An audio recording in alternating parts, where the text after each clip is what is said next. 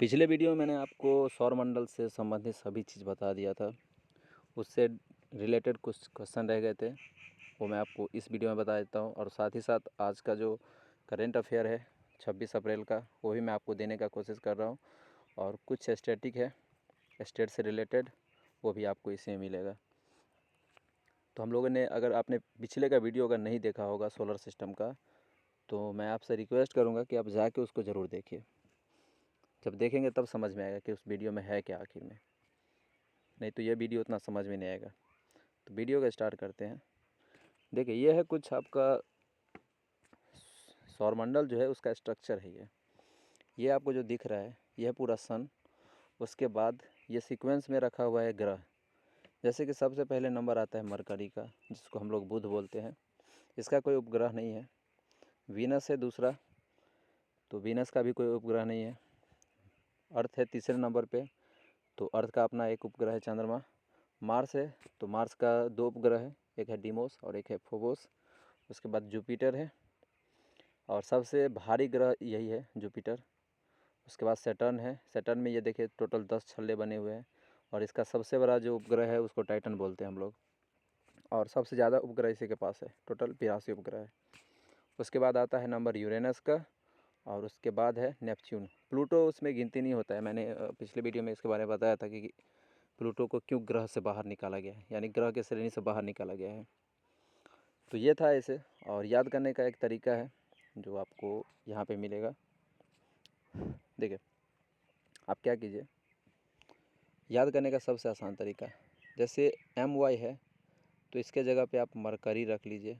ये तरीका है, my very efficient mother just served us nuts, यानी ये एक तरह का ट्रिक है याद करने का। तो माई से मरकरी कर लीजिए, वेरी जो है इससे आप वेनस कर लीजिए जो कि शुक्र ग्रह होता है। उसके बाद ई से आप अर्थ कर लीजिए, एम से मार्स, जे से जुपिटर, एच से सैटर्न, US से यूरेनस आप कर लीजिए, और N से आप नेपच्यून कर लीजिए। तो ऐसे करेंगे तो आपको याद रहेगा हमेशा। उसके बाद यहाँ पे आपको कुछ दिख रहा है, बिग बैंग थ्योरी के बारे में कुछ बताया गया है, वो आप देख लीजिए एक बार। क्योंकि हमारे ब्रह्मांड जो बना था उसमें बहुत सारे ऐसे प्रिंसिपल आए हुए थे, लेकिन बिग बैंग थ्योरी को ही सबसे ज़्यादा सटीक माना जाता है। तो ये बिग बैंग ये बताता है कि हमारे ब्रह्मांड का निर्माण कब हुआ था और कैसे हुआ था, उसके बारे में बिग बैंग थ्योरी पूरा बताता है। ये एक्चुअली ऐसे बताता है कि 13.5 यानी 13.8 अरब वर्ष पहले जो अपना ब्रह्मांड जो है पूरा, वो बहुत ही सघन था और बहुत ही हाई टेम्परेचर था। ठीक है,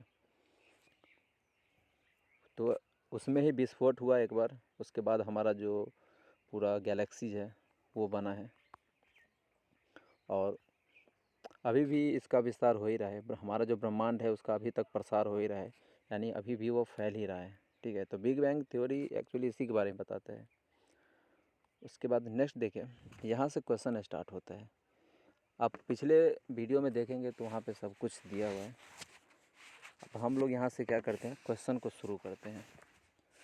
सबसे पहला क्वेश्चन आप देखिए, अगर आपको बड़ा चाहिए तो मैं बड़ा कर देता हूँ इसको, ये हो गया बड़ा। उसके बाद देखिए, सबसे पहला क्वेश्चन है कि महाविस्फोट सिद्धांत जो था वो किस चीज़ से संबंधित था। तो जो मैंने आपको बताया कि ये ब्रह्मांड की उत्पत्ति से संबंधित है, ब्रह्मांड के उत्पत्ति से संबंधित है। तो पहले का आंसर ये हो जाएगा। उसके बाद नेक्स्ट है कि तारों का जो रंग होता है वो किसका सूचक होता है। तो तारों का जो रंग होता है वो ये बताता है कि उसमें उस तारे में टेम्परेचर कितना है, यानी उसमें ताप कितना है। ये हो गया दूसरा क्वेश्चन। नेक्स्ट है, पृथ्वी के सर्वाधिक निकट तारा कौन सा है। तो पृथ्वी के सर्वाधिक निकट जो तारा है वो सूर्य है, क्योंकि सूर्य भी एक तारा ही है। उसके बाद आता है प्रॉक्सिमा सेंचुरी का नंबर, प्रॉक्सिमा सेंचुरी, तो आप ये भी याद रख सकते हैं। उसके बाद नेक्स्ट है कि हमारी आकाशगंगा जो है, हमारी जो गैलेक्सी है वो किस आकार की है, ये आपको बताना है। तो हमारा जो गैलेक्सी है, मैंने आपको दिखाया भी था कि वो एक अंडेकार का है, या इसको सर्पिलाकार भी बोल सकते हैं, वैसा कुछ है ऐसे करके। ठीक है। तो इसको अंडाकार या सर्पिलाकार भी बोल सकते हैं, इस इंग्लिश में इसको स्पाइरल बोलते हैं, स्पाइरल। उसके बाद नेक्स्ट है आपका कि पृथ्वी गोलाकार है यह सर्वप्रथम किसने कहा था? तो इसको कहा था कॉपरनिकस ने, क्योंकि ब्रह्मांड को जानने के लिए जो है इन्होंने बहुत योगदान दिया था। उसके बाद है नेक्स्ट आपका कि मंदाकिनी का सबसे चमकीले एवं ठंडे तारों का क्षेत्र कौन सा है? ये आपसे पूछ रहा है। मंदाकिनी का सबसे चमकीला एवं ठंडे तारों का जो क्षेत्र होता है उसको बोला जाता है ओरियन नेबुला। उसके बाद नेक्स्ट है कि तारों की जो आयु होता है यानी उसका एज जो होता है वो किस आधार पर ज्ञात की जाती है? तो कोई भी तारा है तो जो तारा जितना ज़्यादा ऊर्जा देगा, जितना ज़्यादा ऊष्मा देगा, उसी के आधार पे उसका जीवन ज्ञात किया जाता है। उसके बाद है नेक्स्ट आपका कि महाविस्फोट सिद्धांत का प्रतिपादन किसने किया था? तो ये बहुत इम्पोर्टेंट क्वेश्चन है कि बिग बैंग थ्योरी जो दिया हुआ था उसको दिया था जॉर्ज लेमेथियर ने दिया था, ठीक है, बिग बैंग थ्योरी। उसके बाद है नेक्स्ट आपका क्वेश्चन कि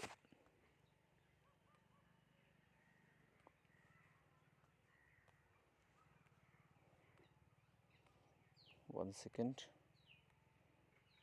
इसको छोटा कर देता हूँ। देखिए, उसके बाद क्वेश्चन है कि सूर्य का पृथ्वी से जो न्यूनतम दूरी है वो कितना है? तो सूर्य का पृथ्वी से न्यूनतम दूरी है वो है 14.70 करोड़ किलोमीटर, और सूर्य का पृथ्वी से अधिकतम दूरी तो ये है 15.21 करोड़ किलोमीटर। उसके बाद नेक्स्ट है कि सूर्य का पृथ्वी से औसत दूरी कितना है? तो औसत दूरी है आपका टोटल 14.96 करोड़ किलोमीटर। उसके बाद सूर्य का व्यास, तो सूर्य का व्यास जो है 13,92,000 किलोमीटर है इसका व्यास। उसके बाद सूर्य का आयतन, तो सूर्य का आयतन पृथ्वी से 13 लाख गुना बड़ा, यानी 13 लाख गुना ज़्यादा है पृथ्वी से। और उसका द्रव्यमान, तो द्रव्यमान जो है वो 3,32,000 गुना ज़्यादा है सूर्य का द्रव्यमान किससे? पृथ्वी से। उसके बाद सूर्य के सतह का ताप कितना है? तो सूर्य के जो सतह है यानी कि ऊपर वाला, तो उसका जो ताप है आपका वो है 6,000 डिग्री सेल्सियस, ठीक है, ऊपरी भाग का मैं बोल रहा हूँ। और उसके नाभिक में तो बहुत ही ज़्यादा होते हैं, जो आपका 15 मिलियन डिग्री सेल्सियस के आसपास होता है। उसके बाद है नेक्स्ट कि सूर्य के केंद्र का ताप, तो मैंने आपको बता दिया। नेक्स्ट है कि सूर्य का अपने अक्ष पर घूमने की अवधि कितना है? तो सूर्य जो है अपने अक्ष पर 33 दिन में घूम जाता है, ठीक है। उसके बाद सूर्य की आयु कितना है? तो सूर्य का आयु है 5 बिलियन वर्ष। नेक्स्ट है सामान्य तारे का संभावित जीवन काल कितना होता है? तो ये होता है 10 बिलियन के आसपास। उसके बाद है सूर्य के प्रकाश की गति कितनी है? तो यह है 3 × 10⁻18 मीटर पर सेकेंड, या इसको 3 लाख किलोमीटर पर सेकेंड भी बोल सकते हैं। उसके बाद नेक्स्ट देखिए, नेक्स्ट है आपका कि हमारी आकाशगंगा के केंद्र की परिक्रमा करने में सूर्य को कितना समय लग जाता है? तो ये टोटल 25 करोड़ वर्ष लगता है इसको एक बार चक्कर लगाने में। नेक्स्ट है कि सूर्य की ऊर्जा किस क्रिया से उत्पन्न होती है? Very very important question. तो सूर्य का जो ऊर्जा है वो उत्पन्न होता है आपका नाभिकीय संलयन से, जिसको न्यूक्लियर फ्यूजन बोलते हैं। उसके बाद ये स्टैटिक है। सूर्य के केंद्र में उपस्थित सभी पदार्थ तथा अत्यधिक उच्च तापमान के कारण गैस और प्लाज्मा अवस्था में पाए जाते हैं। ये क्वेश्चन डायरेक्ट आएगा उठ के। उसके बाद है नेक्स्ट, सूर्य किससे सबसे निकट स्थित तारे प्रोक्सिमा सेंचुरी से कितनी दूरी पर है? तो ये है टोटल आपका 4.26 प्रकाश वर्ष। नेक्स्ट है पृथ्वी अपने परिक्रमा पथ में लगभग कितना माध्यमिक से सूर्य का चक्कर लगाते हैं, यानी इसका स्पीड पूछ रहा है। तो ये है टोटल 29.9 किलोमीटर। मैं जो जितना भी दे रहा हूँ आप कहीं पे कॉपी पे लिख लीजिए इसको, और आंसर भी सामने लिख लीजिए। अगर आप बोलेंगे तो आंसर भी मैं साथ में ही दे दूँगा, कोई दिक्कत नहीं है। उसके बाद है नेक्स्ट आपका, ये हो गया आपका। उसके बाद है ये इस स्टैटिक है, किसी ग्रह का अपने अक्ष पर घूमने को परिभ्रमण और तथा सूर्य के चारों ओर चक्कर लगाने को परिक्रमण कहते हैं। तो ये तो एक कॉन्सेप्ट हो गया। उसके बाद है नेक्स्ट आपका कि दिन रात किस कारण से होते हैं। तो दिन रात होने का एक ही रीज़न है कि पृथ्वी अपने अक्ष पर जो घूमती है उसी कारण से हम लोग को दिन रात का अनुभव होता है। उसके बाद नेक्स्ट है कि प्लानट क्या है, यानी ग्रह क्या है। तो देखिए, ग्रह वो ऐसा चीज़ है जो सूर्य के प्रकाश से प्रकाशित होता है, इसका अपना कोई प्रकाश नहीं होता है। यानी सूर्य नहीं रहे तो पृथ्वी का कोई एग्जिस्टेंस ही नहीं रहेगा, प्रकाशहीन हो जाएगा यह। उसके बाद है नेक्स्ट, पृथ्वी किन ग्रहों के मध्य स्थित है। तो पृथ्वी के बारे में पूछ रहे हैं कि पृथ्वी जो है किन ग्रह के बीच में स्थित है। तो ऐसे बना लीजिए, इधर से शुक्र, इधर से मंगल, बीच में रख दीजिए पृथ्वी को, वीनस, और इधर मार्स, यानी वेम करके आप याद रख सकते हैं, VEM। बीच में है आपका, ये देखिए इधर से सूरज से स्टार्ट होता है, ये सूर्य हुआ, ये बुध हुआ, उसके बाद वीनस है, अर्थ है, फिर आपका मंगल ग्रह, इसके बाद एस्ट्रॉयड है बृहस्पति और मंगल के बीच में, जिसको क्षुद्र ग्रह भी बोलते हैं। उसके बाद है नेक्स्ट, आकाश में कितने तारामंडल हैं। तो आकाश में टोटल 88 तारामंडल है। उसके बाद आगे बढ़ते हैं, ये कुछ इम्पोर्टेंट है, आप इसको याद रख सकते हैं। ये बता रहा है कि आकार के अनुसार ग्रहों का जो अवरोही क्रम है वो कौन सा, यानी कि साइज के हिसाब से बढ़ते से घटते क्रम की ओर। तो सबसे पहले नंबर आता है बृहस्पति का, फिर शनि का, फिर अरुण का, फिर वरुण का, उसके बाद पृथ्वी, शुक्र, मंगल, और उसके बाद बुध ग्रह का। उसके बाद नेक्स्ट है आपका कि आकार में सबसे बड़ा ग्रह जो है वह है बृहस्पति और सबसे छोटा है आपका बुध। नेक्स्ट देखिए कि घनत्व के अनुसार अगर पूछे आपसे तो सबसे ज़्यादा घनत्व जो है वो पृथ्वी का है, दूसरा बुध, फिर शुक्र, मंगल, उसके बाद वरुण, फिर बृहस्पति, अरुण, उसके बाद लास्ट में है शनि। और शनि का घनत्व सबसे कम है और पृथ्वी का घनत्व सबसे ज़्यादा है। उसके बाद ये इम्पोर्टेंट क्वेश्चन है, आंतरिक या पार्थिव जिसको बोलते हैं, टेरेस्ट्रियल या अधिवासीय ग्रह। तो इसमें चार आते हैं, आंतरिक मतलब कि एस्ट्रॉयड बेल्ट जो है क्षुद्र ग्रह, उसके अंदर में जो ग्रह होगा वो उसको आंतरिक बोलते हैं, और उसके बाहर जितने भी होते हैं उसको हम लोग बाह्य ग्रह बोलते हैं, जिसको जोबियन ग्रह भी बोला जाता है। तो आंतरिक में आता है बुध, शुक्र, पृथ्वी और मंगल, और बाहर में बृहस्पति, शनि, अरुण और वरुण। उसके बाद सूर्य से दूरी के अनुसार ग्रहों का आरोही क्रम बोल रहा है, अवरोही नहीं, यानी हम लोग चलेंगे अब कब, सूर्य से स्टार्ट होते हुए आगे। तो पहला है बुध का, दूसरा शुक्र, पृथ्वी, मंगल, बृहस्पति, शनि, अरुण और वरुण। उसके बाद है नेक्स्ट कि सूर्य का निकटतम ग्रह बुध है, ये तो पता ही है, और सबसे दूरी पे है वरुण ग्रह। उसके बाद सूर्य के परिक्रमण वेग के अनुसार ग्रहों का आरोही क्रम कितना है। तो वही आसपास में पूछ रहा है। सबसे पहला है कौन सा, बुध, उसके बाद शुक्र, फिर पृथ्वी, मंगल, बृहस्पति, शनि, अरुण और वरुण। नेक्स्ट है आपका कि परिभ्रमण वेग के अनुसार ग्रहों का आरोही क्रम।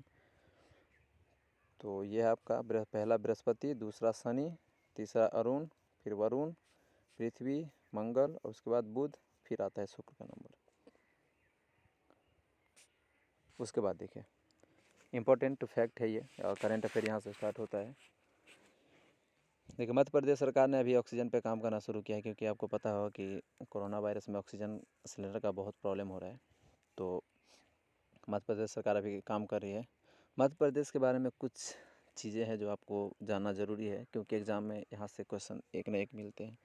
जैसे कि CM हो गया शिवराज सिंह चौहान है, गवर्नर आनंदीबेन पटेल है, उसके बाद यहाँ पे भीमबेटका गुफाएं हैं, उसके बाद सांची में बौद्ध स्मारक है और खजुराहो मंदिर है, और यहाँ पे पन्ना टाइगर रिजर्व भी है। उसके बाद है नेक्स्ट कि 25 अप्रैल को हमेशा मलेरिया विश्व मलेरिया दिवस मनाया जाता है। तो ये बहुत इंपॉर्टेंट क्वेश्चन है। नेक्स्ट है आपका कि ये युद्ध अभ्यास से संबंधित है, इसे भी करंट अफेयर में एक क्वेश्चन आते हैं। भारत और फ्रांस की नौसेना बलों ने 25 अप्रैल यानी आज ही के दिन अरब सागर में द्विपक्षीय सैन्य अभ्यास वरुण 2021 का शुरू किया है। मतलब कि आपसे ये पूछा जा सकता है कि भारत और फ्रांस के बीच जो युद्ध अभ्यास होता है उसका नाम क्या है, तो है आपका वरुण, और ये 27 अप्रैल तक चलेगा, 2 दिन में। उसके बाद रक्षा मंत्रालय से संबंधित कुछ याद रखना है आपको, जैसे इसका हेडक्वार्टर न्यू दिल्ली में है। बहुत से ऐसे स्टूडेंट है जिसको लगता रहता है कि इसका जो हेडक्वार्टर है बेंगलुरु में होना चाहिए, लेकिन बेंगलुरु में नहीं है, इसका हेडक्वार्टर न्यू दिल्ली में है, और ये बना था 15 अगस्त 1947 को। उसके बाद कुछ पद हैं, जैसे चीफ ऑफ डिफेंस, तो यह है जनरल बिपिन रावत। उसके बाद थल सेना अध्यक्ष है जनरल मनोज मुकुंद नरवणे, और नौसेना के एडमिरल करमबीर सिंह, और वायुसेना के हैं राकेश कुमार सिंह भदौरिया। नेक्स्ट है एक ये इंपॉर्टेंट क्वेश्चन है कि जनरल राजू जो है भारतीय सेना के सैन्य संचालन महानिदेशक बने हैं अभी। उसके बाद नेक्स्ट है कि डिश नेटवर्क ने अमेजन वेब सर्विसेज क्लाउड पर अपना 5G नेटवर्क बनाने के लिए अमेजन के साथ एक समझौता किया है। तो ये करंट अफेयर का क्वेश्चन है। उसके बाद ये है कुछ चुनाव से संबंधित। आपको पता होगा कि बंगाल में अभी चुनाव चल रहे हैं, तो चुनाव आयोग ने कुछ प्रोटोकॉल दिया है कि आप रोड शो नहीं कर सकते हैं, पैदल यात्रा नहीं कर सकते हैं, वाहन रैली नहीं कर सकते हैं, इस सब पे अभी प्रतिबंध लगाया है चुनाव आयोग ने। और वेस्ट बंगाल से आपको याद रखना है सीएम यहाँ का, जो कि ममता बनर्जी है, गवर्नर है जगदीप धनखड़, और यहाँ का लोक नृत्य है लाठी, गंभीरा, थाली, जतरा, बाल छऊ, संथाली नृत्य, ये सब है। उसके बाद यहाँ पे एक मंदिर है काली घाट, और यहाँ पे एक सुंदरबन डेल्टा भी है।